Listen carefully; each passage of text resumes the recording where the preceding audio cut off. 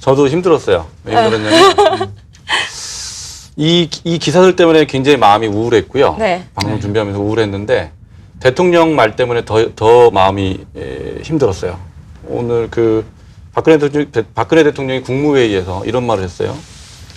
이 송파 세모녀가 기초수급자 신청을 했더라면 여러 가지 지원을 받을 수 있었을 것이다. 이런 얘기했어요. 그러면서 있는 제도도 모르면 없는 거나 마찬가지다. 그러면서 뭐 홍보를 열심히 해라. 이런 얘기를 했어요. 근데 저는 이 대통령의 인식에 굉장히 큰 문제가 있다고 봅니다.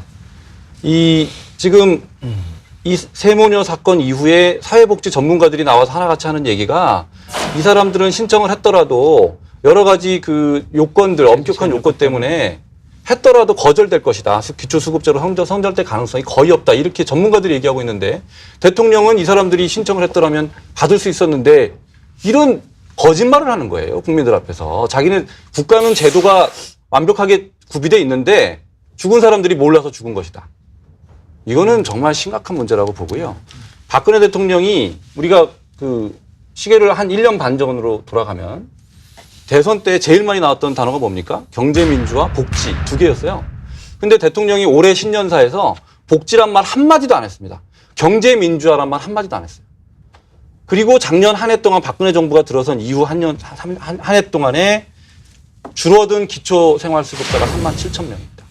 이렇게 복지 정책을 엉망으로 했으면 대통령이 먼저 내가 복지 정책을 잘못해서 이런 피해가 생겼다. 미안하다. 이런 사과를 했어야 맞다고 보거든요. 케네디 대통령이 캔자스 대학에 와서 한 연설 중에 이런 대목이 있습니다. GNP라고 하는 숫자에는 행복이 들어있지 않다.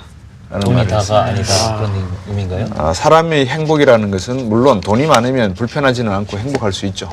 하지만 돈 가지고 되는 건 아닙니다. 문제는 문명이라고 하는 것은 자본으로 매겨지는 게 아니고 우리가 어떤 의식과 어떤 가치를 존중하냐에 달려 있거든요. 이게 상당히 추상적인 말이지만 추상적인 것조차 생각할 수 없는 지금의 환경, 이거를 우리 아이들에게 계속 경쟁이라는 이름으로 돈을 쫓게 하고 자본주의를 찾아가게 하는 이 환경, 이거는 아마 우리 한국 사회가 병을 앓고 있는 거다. 병이라고 하는 것은 전해지는 거고 스스로 크는 것이기 때문에 빨리 치료하지 않으면 힘들어질 것이다. 무거운 주제를 이렇게 얘기하시느라고 다들 고생하셨습니다.